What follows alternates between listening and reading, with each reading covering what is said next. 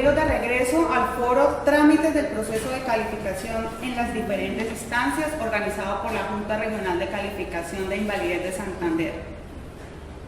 Para finalizar nuestras exposiciones, contaremos con la intervención del doctor Arley Iván Méndez Fuentes, quien nos hablará sobre las controversias de los dictámenes de calificación en la jurisdicción ordinaria. El doctor Arley Iván Méndez Fuentes es máster en Seguridad y Salud en el Trabajo de la Universidad Manuela Beltrán, especialista en Seguridad Social de la Universidad Santo Tomás de Bucaramanga y abogado de la Universidad Santo Tomás de Bucaramanga. Cuenta con una amplia experiencia en asuntos laborales y desarrollo humano en la empresa pública y privada, dentro de lo que se destaca su desempeño en el Tribunal Superior del Distrito Judicial de Bucaramanga, Sala Laboral, y juzgados laborales del circuito y de pequeñas causas. Actualmente desempeña como sustanciador del Tribunal Superior del Distrito Judicial de Bucaramanga. Damos la bienvenida al doctor Arley Iván Méndez Fuentes.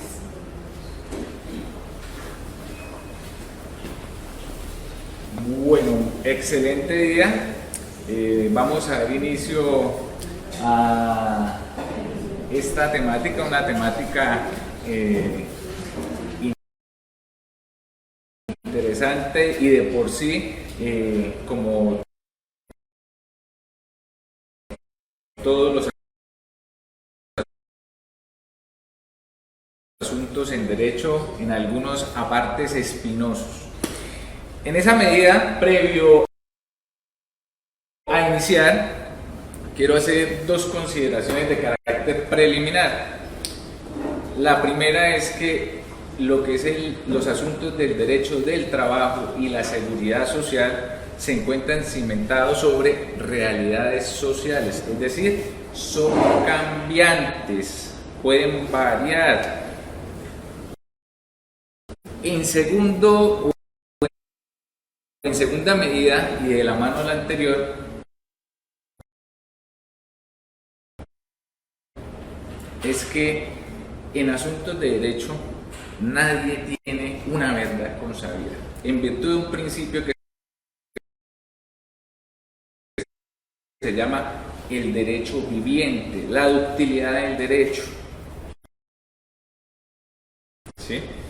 Eso es importante tenerlo claro para abordar la temática que nos concita el día de hoy.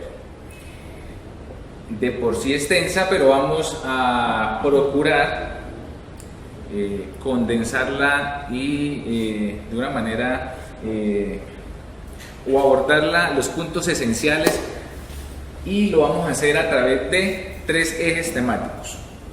El primero, uno preliminar, lo que es el proceso de calificación. Ya los ponentes que me precedieron lo explicaron ampliamente, más sin embargo el suscrito va a agregar tres características que al interior de la jurisdicción ordinaria el proceso de calificación refleja, y son las siguientes, y hay que tenerlas muy en cuenta. Lo primero es que el proceso o trámite de calificación para el suscrito es un proceso, no un simple trámite. Es reglado y por etapas. ¿Qué quiere decir eso? Que está tipificado, está regulado por la ley. Es decir, el juez, al igual que los entes que intervienen en el trámite de calificación, así como los actores que intervienen en el mismo, están sujetos a un marco legal establecido. ¿Qué quiere decir eso también? Que los evaluadores, ¿sí?, entiéndanse como el cuerpo colegiado o los integrantes de la junta o los equipos interdisciplinarios de las entidades que califican, están sujetos a unos manuales ya establecidos, a unos baremos, no al criterio subjetivo de cada uno. Eso ya está reglado. Por eso la primera característica o connotación en materia ya del proceso judicial y del proceso de calificación es que es reglado y por etapas. Lo segundo es que es un trámite o un proceso complejo. ¿Por qué? Porque a pesar de que el paciente, el afiliado o el beneficiario de determinada, eventual beneficiario de una prestación económica, decida asistir o ir a alguno de estos entes ya determinados por la ley para que le califiquen la pérdida de capacidad laboral, inmediatamente no lo puede hacer. ¿Por qué? Porque hay un proceso, un procedimiento ya establecido. Como ya lo explicaron previamente, empezamos con el proceso ante el médico tratante, el proceso de rehabilitación, luego vamos a calificar origen, luego vamos a primera oportunidad, primera instancia, segunda instancia y finalmente ya si el afiliado o su apoderado o quien le asesore no está de acuerdo, puede ir ya ante los jueces laborales. Y la tercera característica es que este proceso de calificación tiene un objeto de doble vía. ¿Cuál es? El primero, la determinación del origen. ¿Cuál es su finalidad? Como ya lo explicó el doctor Gamboa previamente, es establecer la entidad, primero el subsistema del Sistema General de Seguridad Integral, que eventualmente va a responder por las prestaciones tanto asistenciales como económicas. Y lo segundo, que quizás es desde la perspectiva que la ve el afiliado, es la cuantificación del daño corporal o a la salud, que se expresa conforme a la ley en un porcentaje. Eso hay que tenerlo claro. ¿Por qué esto último es importante? Para efectos de la reparación del daño, ya sea una reparación tarifada. ¿Qué quiere decir eso? Que la establece la ley. Ejemplo, un accidente cuyo origen se determina laboral, antes profesional. Por ese diagnóstico se le arroja una PCL o pérdida de capacidad laboral para los que nos acompañan de manera virtual del 25%. Es decir, ese paciente, ese afiliado al sistema, tiene una incapacidad permanente parcial por la cual el subsistema de riesgos laborales, por ese daño que se le causó, le va a reconocer una indemnización ya establecida en la ley, que se llama indemnización por incapacidad permanente parcial. Por regla general, el único subsistema, ojo, por regla general, que reconoce este tipo de prestación económica por IPP es el subsistema de riesgos laborales. Como excepción a esa regla, el subsistema de salud lo hace en un evento especial, cuando hay un accidente por un carro fantasma que le genera a una persona un daño o una afectación en su salud. Ahora, ¿qué es? Esa es respecto a la reparación de un daño con una indemnización tarifada. También se busca la calificación de pérdida de capacidad laboral o que se cuantifique el daño corporal para efectos de reparar eventos derivados de la responsabilidad del empleador. Y allí, para que el juez tarife o establezca el quantum de la obligación que esa pérdida de capacidad de origen laboral, ya sea por accidente o enfermedad, le generó esa patología, ese accidente o las secuelas derivadas de ese accidente en sentido estricto. Esa es la primera parte que había que dejar claro, el primer tópico. Ahora sí, vamos a el eje medular de la temática de hoy, la controversia del dictamen que emiten las juntas de calificación de invalidez. Para ese efecto vamos a tocar 8 puntos, 8 tópicos, como lo quieran llamar. El primero son los siguientes, se los voy a indicar. Que está arreglado, que hay presupuestos para proceder de esta manera, que hay un medio para realizarlo, que hay unos sujetos activos un sujeto pasivo, cuál es el objeto, qué es lo que se ataca y 5 eventos especiales. Empecemos por el principio. Cuando voy a hablar de controversia contra el dictamen de la Junta de Calificación de Invalidez, tengo que remitirme al artículo 44 del decreto 1352 del 2013, hoy compilado en el 1072 del 2015. Pero para efectos prácticos y académicos como los que nos concitan en la mañana de hoy, para no citar 2.2.5, que es una nomenclatura bastante engorrosa, vamos a hacer referencia al 1352 del 2013 exclusivamente, sin perjuicio y sin dejar de lado que esta norma ya está compilada en la norma única reglamentaria del sector trabajo. En esa medida, la posibilidad de recurrir ante el juez laboral está tipificada, es decir, está establecida, artículo 44, 1352 del 2013. ¿Y a qué voy ante el juez? ¿Cuál es la finalidad de decirle, señor juez, este experticio, este acto médico, que en sentido estricto es un acto médico, lo voy a atacar? Este dictamen ya está en firme, ¿sí? En firme. Y voy a recurrir ante usted porque la justicia es rogada. El juez, si usted no le pone presente determinada controversia, el juez no puede hacer nada. Por eso el artículo 44 le da la posibilidad al afiliado a través de su apoderado judicial a que concurra ante la administración para que un juez de la República especializado en derecho laboral y seguridad social defina con sentencia de mérito y que haga tránsito a cosa juzgada la situación que se le está sometiendo a su discusión. Lo segundo que hay que tener en cuenta es el presupuesto para poder acceder ante el juez a solicitarle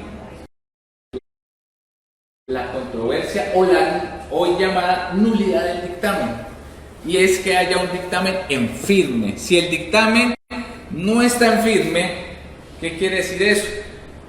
Que el juez va a admitir la demanda de manera natural, normal, pero cuando vaya a abordar de fondo la resolución del asunto, ¿qué va a advertir? Oiga, esta acción no está llamada a prosperar. ¿Por qué? Porque uno de los presupuestos de la norma sustancial, que ya hicimos referencia, que es el artículo 44, es que ese dictamen que usted va a controvertir ante el juez esté en firme. Es decir, que ese dictamen no fue controvertido, 2, objeto de recurso, reposición o apelación, o que habiendo formulados los mismos ya fueron desatados por la entidad correspondiente, dígase Junta Regional o Junta Nacional de Calificación de Invalidez. Ahora, ¿cuál es el medio idóneo para atacar eso? Para atacar el dictamen. ¿Cuál es? Es una acción de carácter personal. ¿Quién tiene la titularidad de la acción o el derecho a demandar? El afiliado, por regla general.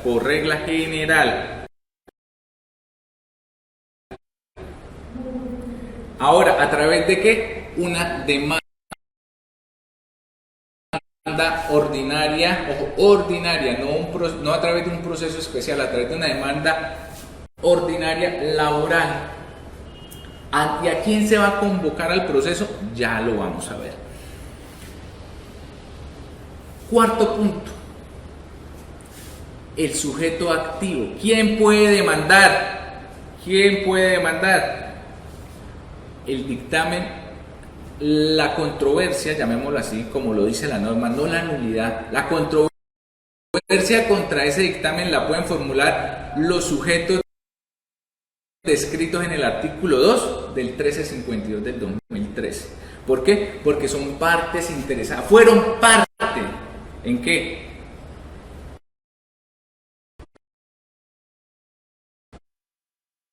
En el trámite o en el proceso de calificación, porque eran interesados, y así los llama la norma. Ahora, ¿quién es el sujeto o sujetos pasivos como quinto punto? De entrada, los entes que intervinieron en el trámite de calificación, es decir, quiénes fueron los que emitieron el respectivo experticio técnico científico. Dígase ARL, las aseguradoras con las cuales se contrató el seguro previsional en tratándose de administradores de pensiones del régimen de ahorro individual con solidaridad o colpensiones en el régimen de prima media con prestación definida, ¿sí? Esas entidades deben o son las llamadas a comparecer en juicio junto con las juntas regionales de calificación de invalidez y la Junta Nacional de Calificación de Invalidez, dependiendo si el experticio atacado llegó a la Junta Nacional. Ahora, acá hay un punto importante, y es que cuando se va a atacar vía judicial un dictamen de esta naturaleza, es importante convocar al proceso a la entidad que eventualmente puede o debe responder por las prestaciones económicas que dicha procesos arroje. Por ejemplo,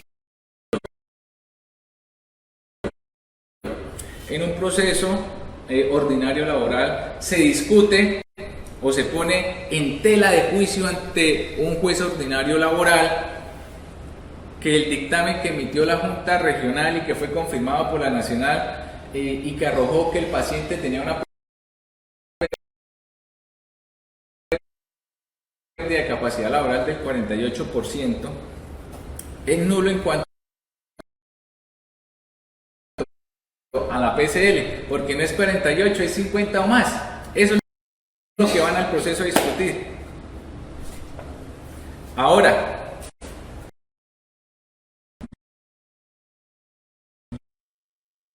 yo debo convocar a la entidad que eventualmente, ya definido el origen, claro está, y no discutiendo en el proceso, yo debo convocar ¿a quién? A la administradora de pensiones o a Colpensiones. Cuando hablo de administradora de fondos de pensiones me refiero a las entidades del RAIS, a los fondos privados, ¿sí? O a Colpensiones en el régimen de prima media con prestación. ¿Por qué se les debe convocar? Porque ellos eventualmente son los que van a responder por una pensión de invalidez, ¿sí? Si yo al interior del proceso gano el proceso porque demostré que los entes que intervinieron en el trámite de calificación erraron en la valoración de algunos de los elementos de juicio que hicieron parte del expediente de calificación, y de contera el juez dice, oiga, este señor sí tenía 52% y no 48%.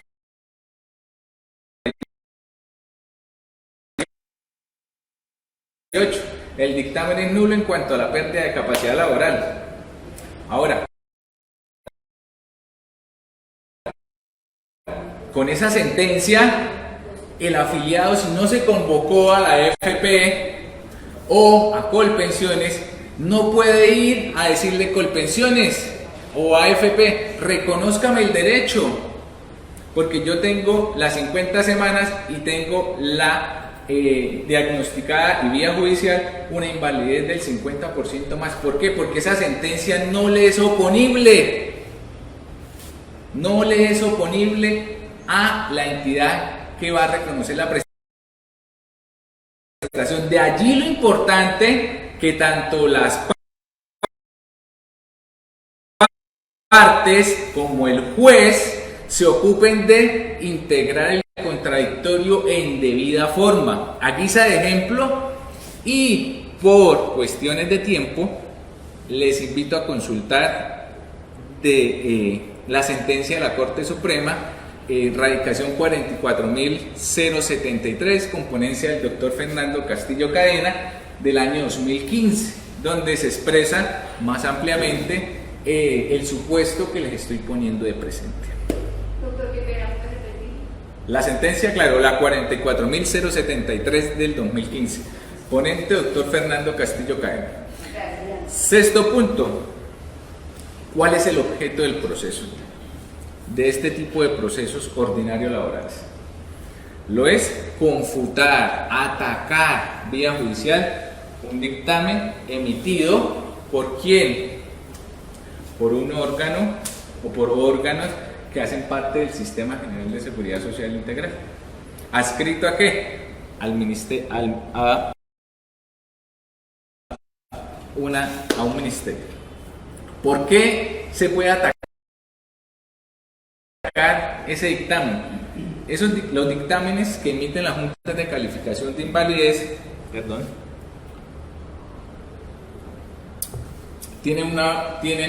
se pueden atacar por dos vías: por un error de derecho y por un error de hecho. En los errores de derecho podemos encontrar los siguientes. Primero, porque se aplicó una norma que no regulaba el trámite de calificación. Por regla general, como lo explicó el doctor Gamboa y la doctora Elba, el manual que se va a aplicar es el vigente al momento en que se hace ¿qué? La calificación. Mas, sin embargo, el ente que califica por un lapsus, llamémoslo un lapsus calami, omitió aplicar el 1507 del 2014 y aplicó el 917. Y en esa medida vienen atacando el dictamen por un error de derecho. También lo pueden atacar porque el dictamen se emitió sin que hubiese concepto de no rehabilitación, o porque no se aportó por parte del médico o la entidad el concepto de la M3, mejoría médica máxima, o porque se hizo antes de los 540 días y el médico tratante tampoco había informado, tampoco había dicho, oiga, sí, ya le hemos hecho todo y nada con este paciente. Esos son entre unos eventuales errores de derecho que se pueden dar o a través o por los cuales se puede atacar un dictamen de las juntas de calificación. Ahora, el error de hecho está dado porque el colegiado, es decir, los integrantes a través de su médico ponente o en tratándose ya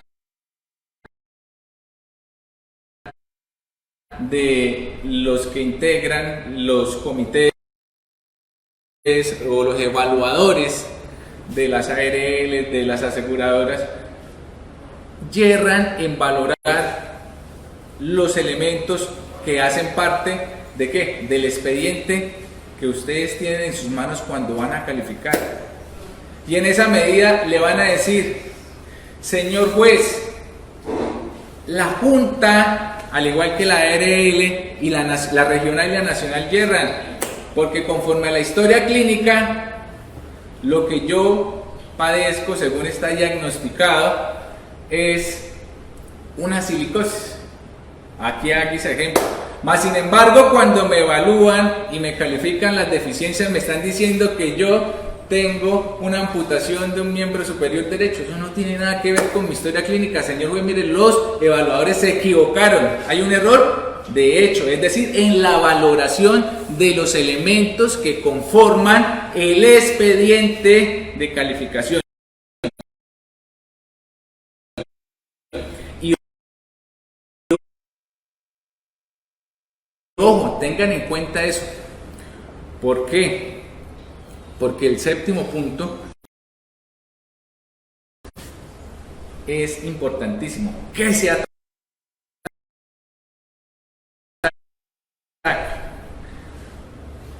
Ante el juez laboral usted va a atacar un acto médico que emite, sí, eso sí, una entidad o un organismo que hace parte del Sistema General de Seguridad Social Integral. Ojo, pero ese dictamen, llamémoslo así ya de manera técnica, ese dictamen Primero, no es un acto administrativo, es un acto médico, ¿sí? Porque la Junta son particulares investidos con funciones públicas. Segundo, si bien es cierto, las determinaciones que tome la Junta de Calificación de Invalidez son de obligatorio cumplimiento para los entes que integran los subsistemas tanto de pensiones como de riesgos. Lo que ellos digan lo deben acatar. Lo cierto es que esos dictámenes no hacen tránsito a cosa juzgada. Por ende, ¿qué quiere decir ello? Que pueden ser demandables. Esa situación que la Junta o las juntas de calificación establecieron pueden ser modificadas vía ¿qué? Judicial. Ahora, ¿yo cómo ataco un acto médico? A través de una prueba técnico-científica de las mismas connotaciones o características, porque no tiene ninguna relevancia, que yo active el aparato judicial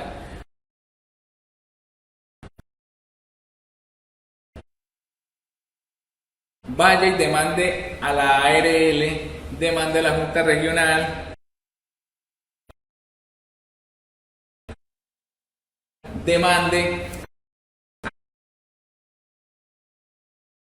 a la Nacional, porque yo considere, así porque usualmente sucede, que los entes que intervinieron en la calificación erraron al determinar la pérdida de capacidad laboral que yo tenía. Y como prueba de eso, yo cite o requiera que el juez me practique unas pruebas testimoniales, a guisa de ejemplo, la del vecino, la de mi esposa y la de mi empleador. Algunos de esos señores o esos sujetos tienen calidades técnicas, médicas, para emitir un concepto que me desvirtúe una calificación efectuada por un cuerpo colegiado que está especializado en la materia. Pues no. Entonces, en ese sentido hay que tener claro cómo voy a atacar ese acto médico. Es un acto médico, netamente médico. Y ahora vamos para el octavo punto. Los 5 eventos. El decreto 1352 del 2013 me deja claros 5 eventos. Por eso fue que en la primera parte de la intervención hice referencia a que era un proceso complejo. ¿Por qué? Porque en la calificación concurren varias, lo que los abogados llamamos ficciones legales o ficciones jurídicas. Primero, la calificación de origen, es decir, determinar cuál es el origen de la patología o del evento lesivo. ¿Por qué? Porque de conformidad con el artículo 12 del decreto 1295 del 94, en su inciso primero, todo accidente o enfermedad que no ha sido calificada o cualificada, ¿qué sucede? Nace al mundo del derecho común.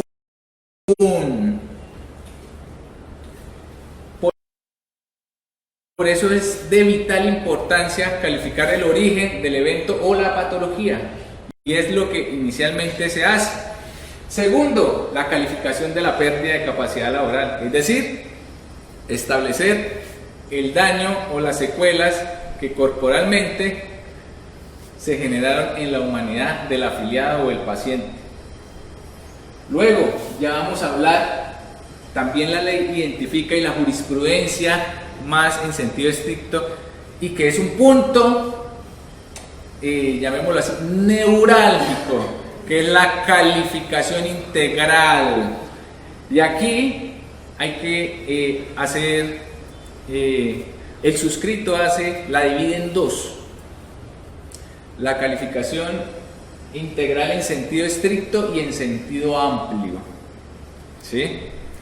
En sentido estricto la que estableció la Corte Constitucional en dos sentencias hito, la C425 del 2005 y la T518 del 2011, que latamente se quiso reproducir en el artículo primero, si memoria no es ingrata, del 1507 del 2014. Y en sentido amplio, la tesis adoptada por la Corte Suprema en sentencias recientes, entre otras, ya se las voy a referir, donde hace alusión a lo siguiente, que le corresponde, y eso es real, ¿por qué? Le corresponde por coordinación, ojo, por coordinación a los entes que intervienen en el trámite de calificación, efectuar la integralidad de la calificación. Es decir, que yo por el hecho de ser una ARL, si ya el paciente tiene otra calificación del fondo de pensiones, llamémoslo así, o de las aseguradoras de origen común, y yo le voy a calificar PCL, yo podría o debería, dice la Corte, que evaluar conjuntamente las patologías de origen común y laborales. Pero ¿qué sucede en la práctica? La ARL por un lado, los fondos de pensiones por otro lado. Cuando llega a las juntas, 3 expedientes del paciente. ¿Qué sucede allí? A ustedes, mis doctores, los de las juntas y a los de las ARL les compete efectuar una integralidad de la calificación, ¿sí? Por eso es que al ser un proceso reglado y por etapas, lo primero que se determina que es el origen. Ustedes ya no, cuando la Corte les dice hagan integralidad de la calificación, no les está diciendo a ustedes, oiga, modifiquen el origen que ya se estableció para X o Y patología, le está diciendo es, haga una calificación integral, no una suma aritmética de deficiencias, no, evalúelo y luego sí determine que el total de la pérdida de capacidad laboral de este hombre. Ahora, la diferencia de criterio entre la Corte Suprema de Justicia y la Corte Constitucional, y por qué lo pongo en sentido estricto y amplio. Para la Corte Constitucional, en las sentencias a las que hice referencia, pueden darse 3 eventos para determinar la entidad responsable del origen. Para la Corte Suprema, a contrario censo, solo el evento determinante que arrastró a la invalidez es el que determina que el origen de la patología.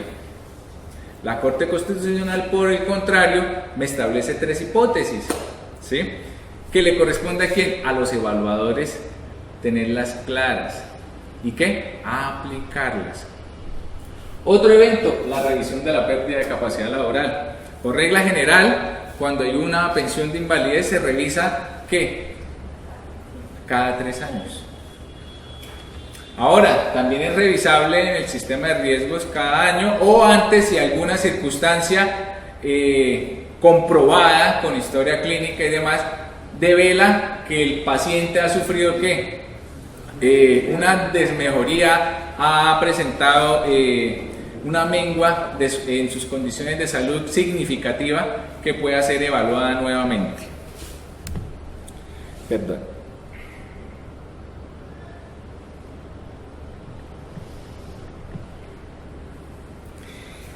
Y finalmente tenemos la controversia, que es el punto álgido que estamos tocando hoy. ¿Por qué hacemos esta referencia el día de hoy? Porque vía judicial, y eso sí hay que dejarlo claro,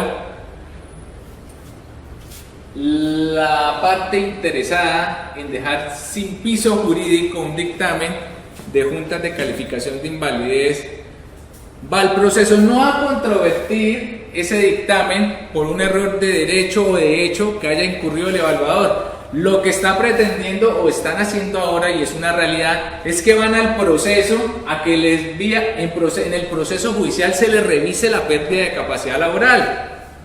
Entonces, ¿qué sentido tiene que ya exista un procedimiento establecido para ello. O vía judicial también van a solicitar que los califiquen integralmente o se le haga una integralidad de la calificación. Ojo, aquí hago un paréntesis porque omití un punto cuando hablé de la calificación integral.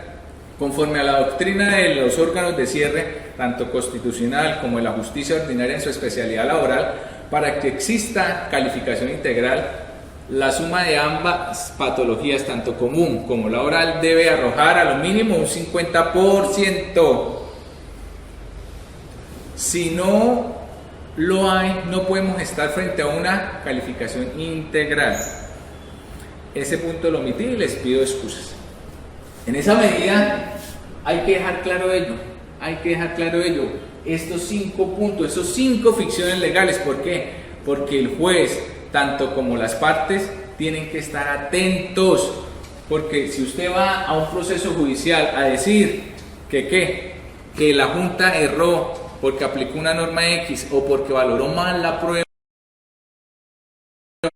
la historia clínica, los exámenes paraclínicos, los exámenes especializados, todo lo que compone el expediente, ese conjunto es el que el juez debe valorar para decirle, oiga, en efecto usted fue y se equivocó porque la prueba no decía esto, la prueba decía era otra cosa.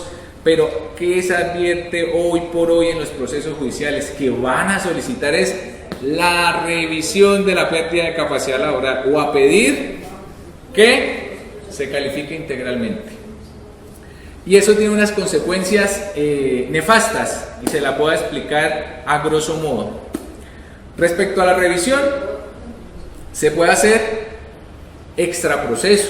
¿Ante quién? Iniciando el trámite desde la primera oportunidad, ¿sí?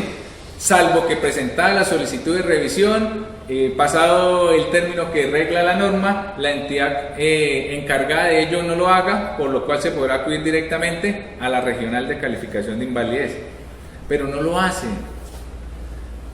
Los motivos pueden ser o son varios. Primero, por cuestiones económicas. Segundo, quiero pensar que no es así, ausencia de formación del togado que asesora al afiliado. Y tercero, porque en el proceso judicial eventualmente se puede solicitar que se designe a una de las juntas y pedir que un amparo de pobreza, porque no tiene los recursos para efectos de solventar el pago. ¿De qué? De los honorarios del ente que va a evaluar o a calificar su condición de salud.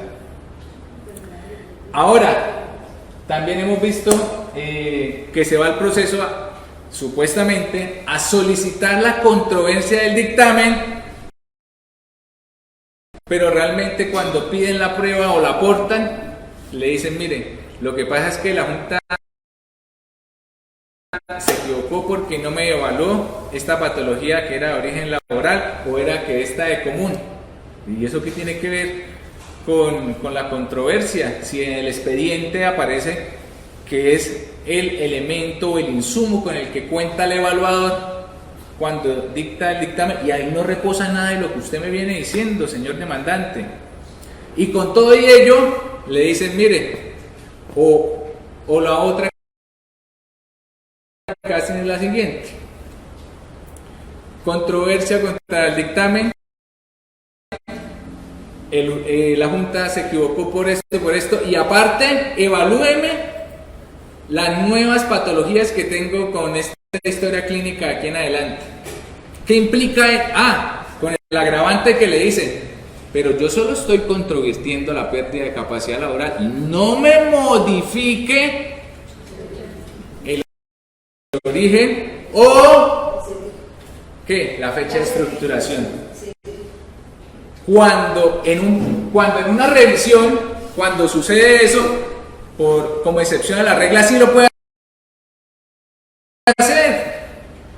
hacer. Usted puede modificar la fecha de estructuración eventualmente, como excepción, pero acá en el proceso vienen y limitan o quieren limitar al juez. en que, bueno, y métame estas patologías adicionales y no me modifique lo otro. ¿Por qué?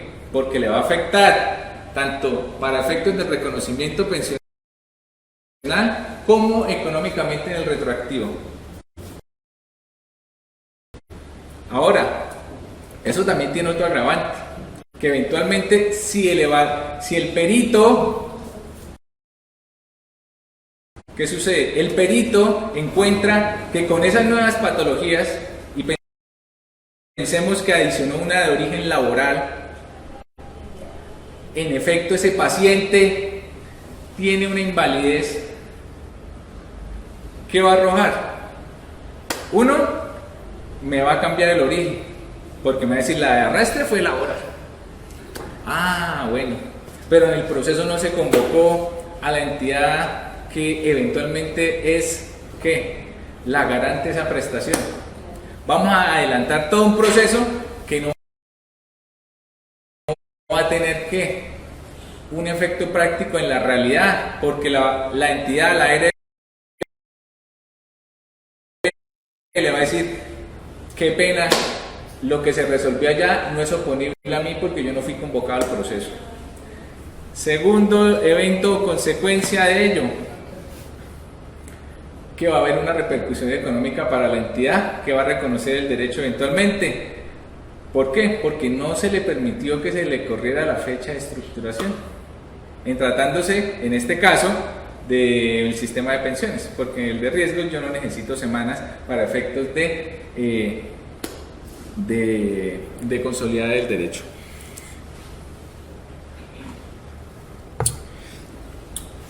Esos puntos hay que tenerlos en cuenta siempre, tanto por el abogado, por el afiliado, por el juez y por la parte demandada, por las juntas. Eso es importantísimo, no se puede confundir. ¿Por qué? Porque esto tiene, si yo como juez permito que el perito me evalúe que aspectos que nunca hicieron parte del expediente de calificación, forzosamente el evaluador va a decir: oiga, sí, hay una diferencia ostensible entre lo que calificó la regional y la nacional, que le arrojó un 40% a lo que yo estoy evaluando. ¿Por qué? Porque yo con los elementos que tengo aquí,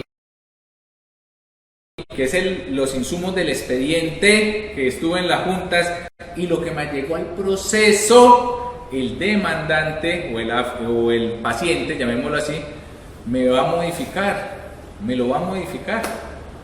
Y entonces, ¿qué va a decir? Oiga, sí, ese dictamen es nulo, se equivocaron, y en puridad de verdad no se pudo haber equivocado. Lo que sucede es que se evaluaron otros aspectos que en su momento el evaluador no tuvo la posibilidad de valorar, de evaluar, de calificar.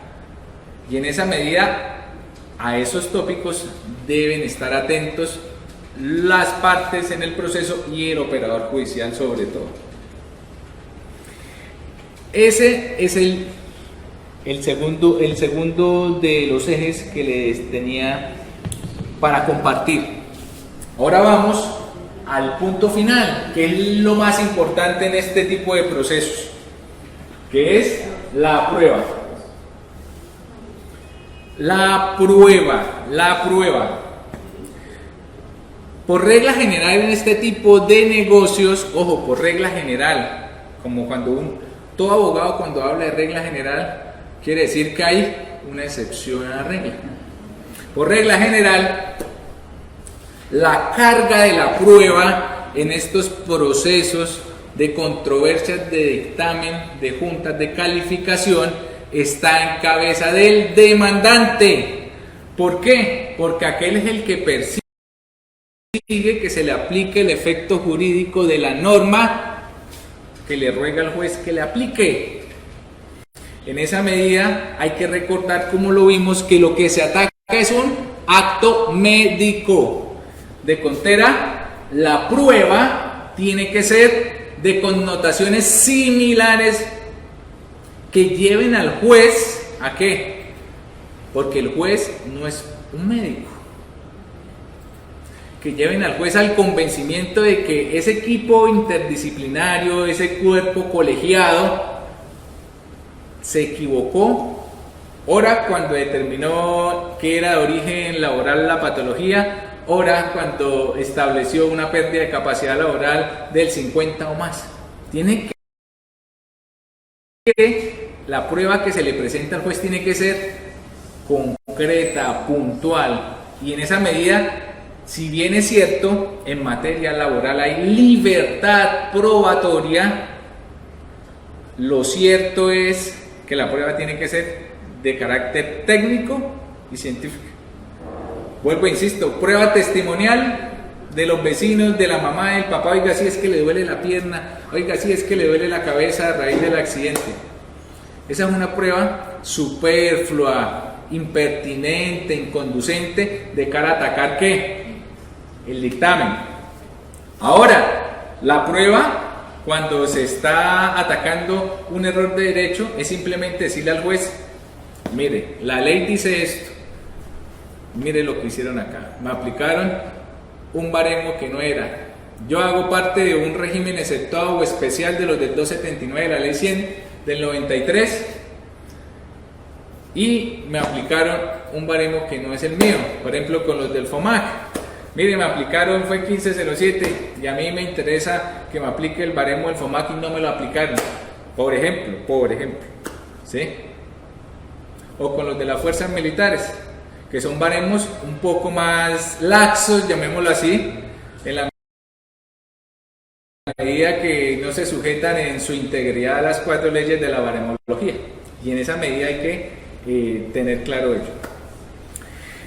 Segundo punto en lo que tiene que ver con la prueba, y aquí quiero hacer énfasis, libertad probatoria, es decir, usted puede como parte ejercer o probar su derecho en la forma que usted lo estime pertinente, siempre y cuando la prueba sea conducente para ello.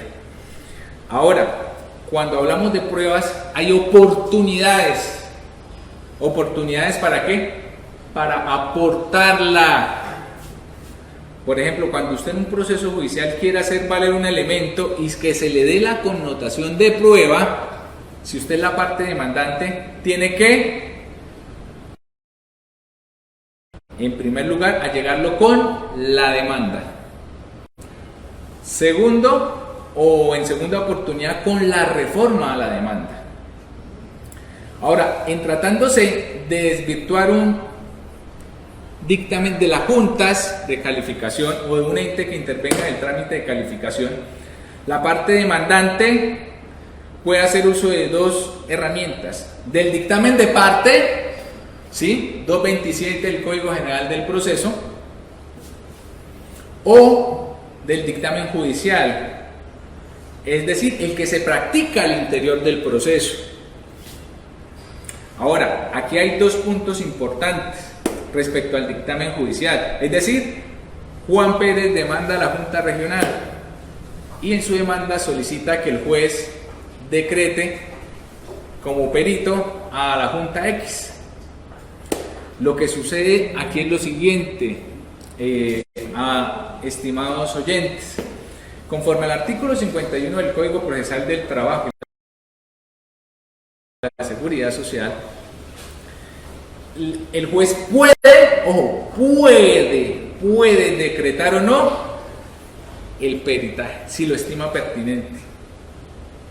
De allí lo importante que hoy por hoy, y en virtud de que de la carga dinámica de la prueba, que el juez es el que la determina, o la misma parte motu propio en ejercicio de la carga de la prueba, allegue con la demanda la prueba que pretende hacer valer para desvirtuar eso, es decir, un dictamen de parte que puede emitir un perito evaluador del daño, una universidad o una institución que tenga personal calificado para emitir un concepto de esta naturaleza. Ahora, para el demandado, por ejemplo, si la parte demandante con su demanda allegó un dictamen de parte, la parte demandada también puede, con su contestación a la demanda, aportar otro dictamen o solicitar que comparezca el perito de parte que trajo su contrario y interrogarlo. Ahora, de allí vamos a hablar, teniendo claro ello, lo que es la contradicción del dictamen, tanto el de parte como el judicial. ¿Sí? Ya cuando vamos a hablar aquí de contradicciones, porque estamos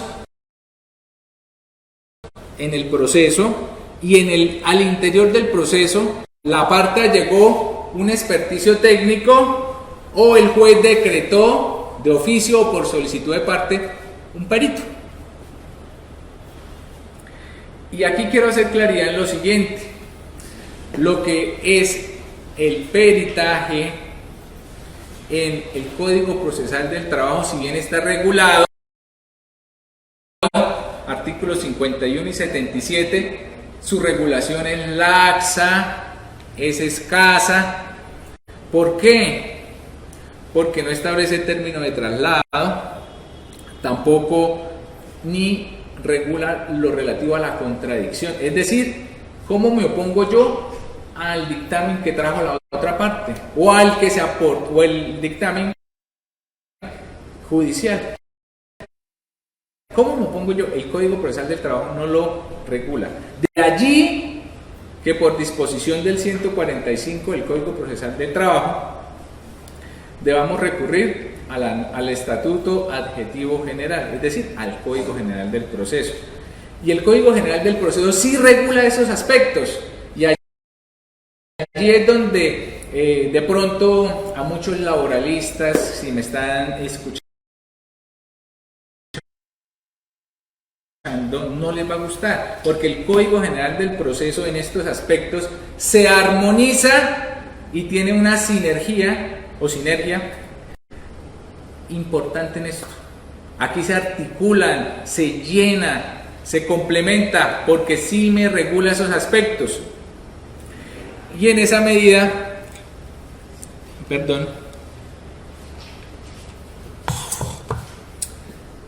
tenemos las siguientes oportunidades para controvertir, para atacar o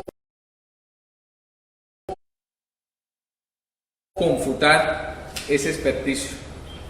Si el dictamen estamos hablando de dictamen de parte, se allegó con la demanda, la demandada, las juntas demandadas o los entes que intervengan como parte demandada, en el término de traslado pueden solicitar tres cosas. Uno, que se aclare o complemente ese experticio que hicieron. Dos, que ese perito venga al proceso. Y tres, que se le dé la oportunidad para aportar el dictamen, otro dictamen, un nuevo dictamen. ¿Lo puede hacer? Sí. Ahora, si requiere la ayuda o colaboración ¿de qué? Del paciente, no se le puede combinar ¿a quién? Al demandado a que lo aporte con la contestación, porque le corresponde al juez, conforme lo regula el 230 del Código General de Procesos, decirle a la parte que, oiga, venga, usted paciente, déjese valorar, ¿sí? Tráigame la historia clínica que yo lo voy a evaluar, la parte a través de su perito lo va a hacer. Ahora,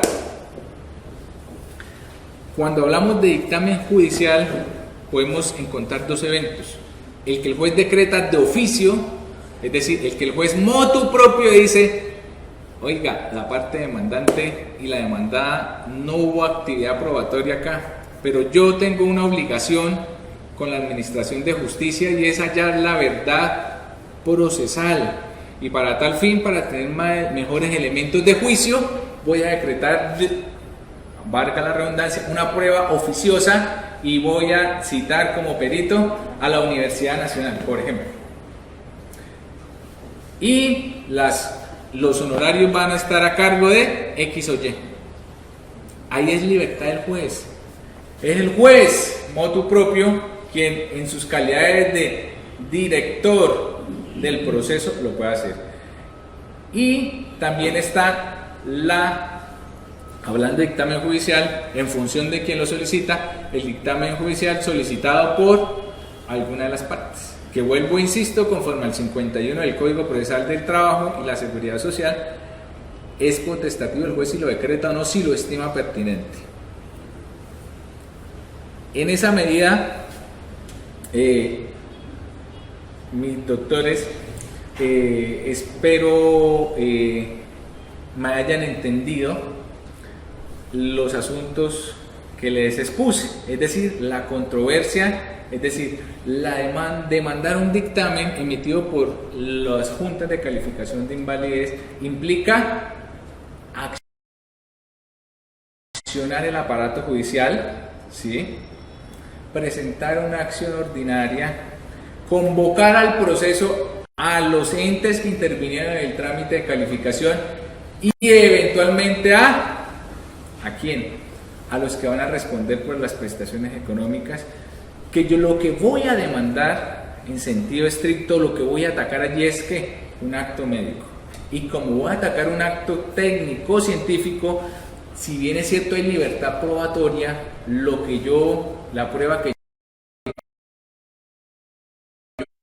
yo aporte tiene que ser de ese mismo talante o naturaleza.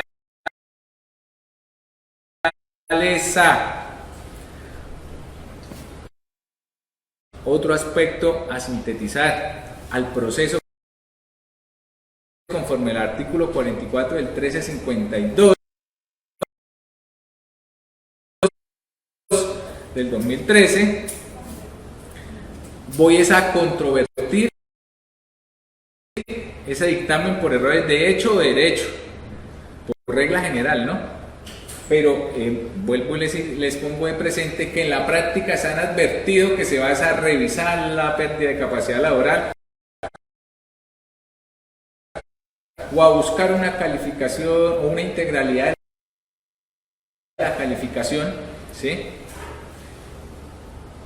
Ahora, y en estos procesos, el objeto de estos procesos o el fuerte de estos procesos es la prueba. ¿Por qué? Porque usted va a atacar un acto que se le escapa a priori del conocimiento del juez. Por eso usted tiene que mostrarle al juez de manera clara, fehaciente y expedita en dónde estuvo el hierro, y esta es la prueba que le demuestra el error.